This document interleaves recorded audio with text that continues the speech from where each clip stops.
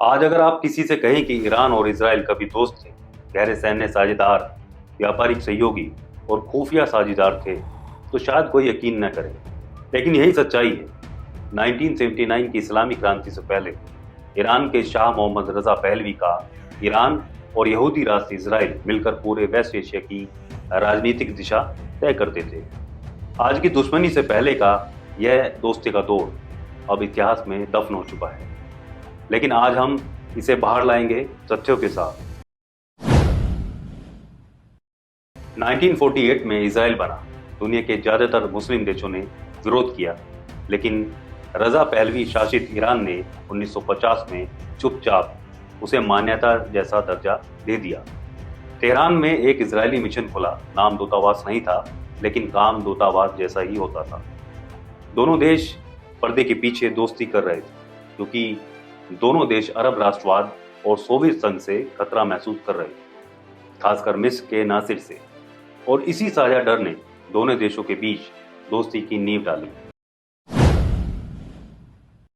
1958 में David Ben Gurion ने periphery doctrine शुरू की। इस डॉक्ट्राइन के तहत इजराइल ने गैर अरब देशों से दोस्ती कर अरब देशों को घेरने की रणनीति बनाई। इस रणनीति के 3 स्तंभ थे: तुर्की, इथियोपिया और ईरान।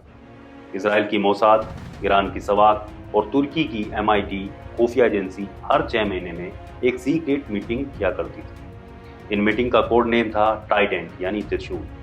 मीटिंग में इराक, सीरिया और मिस्र पर जानकारी साझा की जाती थी। सवाक की स्थापना में मोसाद और अमेरिकी खुफिया एजेंसी CIA की अहम भूमिका थी। तेहरान की गलियों में इजरायली एजेंट ईरानी एजेंट्स को ट्रेनिंग दे रहे थे। शाह के अंगरक्षक इजरायली उजी लेकर चल रहे थे। ये दोस्ती सिर्फ खुलकर नहीं, बल्कि गहराई से चल रही थी। बदले में सवाक मोसाद को अरब राष्ट्रों की जमीनी खुफिया जानकारी देता था। अरब राष्ट्रवाद के नायक गमाल नासिर और सोवियत समर्थक सरकारों से दोनों देशों को खतरा महसूस हो रहा था।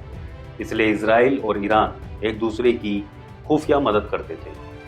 इराक में क्या हो रहा है, मिस्र की सेना कहाँ तैनात है, ईरान को ये सब इजराइल बताता था।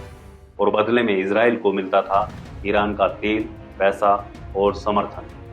उस समय ईरान का supreme leader Shah Mohammad Reza Pahlavi America का सबसे बड़ा क्षेत्रीय सहयोगी था। साथ ही ईरान सेंटो, यानी द सेंट्रल ट्रीटी ऑर्गेनाइजेशन का सदस्य देश था। इस संगठन में ईरान के अलावा इराक, पाकिस्तान, तुर्की और यूनाइटेड किंगडम सदस्य देश थे। इस संगठन का गठन 22 फरवरी 1950 में हुआ था। सेंटा का प्रमुख उद्देश्य सोवियत संघ का मिडिल ईस्ट में विस्तार रोकना था। 1960 के दशक में इजराइल और ईरान ने मिलकर इराक के खिलाफ कुर्द विद्रोह को समर्थन दिया। कुर्द नेता मुल्ला मुस्तफा बरजानी को इजराइल बुलाया गया। कुर्द गुरिल्ला को मोसाद और सवाक ने हथियार, ट्रेनिंग और फंडिंग दी।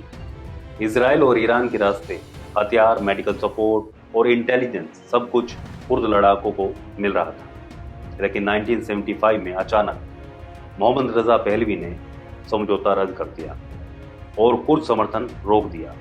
इससे इजराइल चौंक गया। इजराइल के 5वें प्रधानमंत्री इस्साक राबिन ने साफ कहा कि शाह ने कुर्दों को बेच दिया है और हमारे साथ विश्वासघात किया है। 1968 में दोनों देशों ने मिलकर इलात अश्केलोन पाइपलाइन बनाई, जो कि एक गुप्त तेल नेटवर्क था जो लाल सागर से भूमध्य सागर तक जाता था। 1970 के दशक में इजराइल का 70 से 90% तेल ईरान से आता था। बदले में इजराइल ने ईरान को आधुनिक हथियार, मिसाइल और कृषि तकनीक दी। 1977 में शुरू हुआ प्रोजेक्ट फ्लावर। यह इजराइल और ईरान का संयुक्त मिसाइल डेवलपमेंट प्रोग्राम था। दोनों मिलकर परमाणु हथियार ले जाने में सक्षम, सतह से सतह पर मार करने वाली मिसाइल बनाना चाहते थे। लेकिन 1979 में ईरान में हुई इस्लामी क्रांति के बाद नई ईरानी सरकार ने इस प्रोजेक्ट को बंद करवा दिया। 1977 में इजराइल ने तेहरान में राजदूत भेजा। दोनों देशों की साझेदारी अपने शिखर पर थी, लेकिन अगले ही साल सब कुछ पलट गया। 1979 की इस्लामी क्रांति में शाह को देश से भागना पड़ा। खोमैनी सत्ता में आए और पहले ही दिन इजराइल से सारे संबंध तोड़ लिए। इजरायली दूतावास बंद कर दिया गया, उसकी जगह पैलेस्टाइन लिबरेशन ऑर्गेनाइजेशन को दे दी गई। इजराइल अब दोस्त नहीं दुश्मन बन चुका था।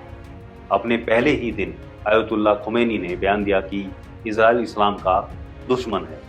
दशकों की दोस्ती खत्म, व्यापार खत्म, मिशन बंद, खुफिया सहयोग खत्म, सब कुछ एक झटके में उलट गया। राजनीति में स्थायी दोस्त नहीं होते, सिर्फ स्थायी हित होते हैं। ईरान और इजराइल जो एक वक्त भरोसेमंद दोस्त थे, आज कट्टर दुश्मन है। शाह और इजराइल का गठजोड़ कोल्ड वार के वेस्ट एशिया की रीढ़ था, लेकिन इस्लामी क्रांति ने सब बदल दिया।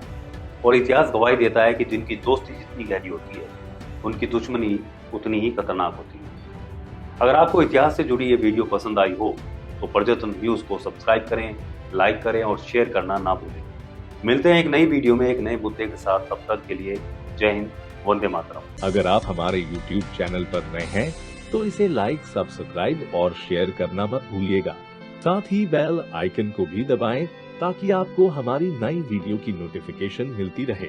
अगर आप ये वीडियो Facebook पर देख रहे हैं तो लाइक जरूर करें और ज्यादा से ज्यादा संख्या में शेयर करें।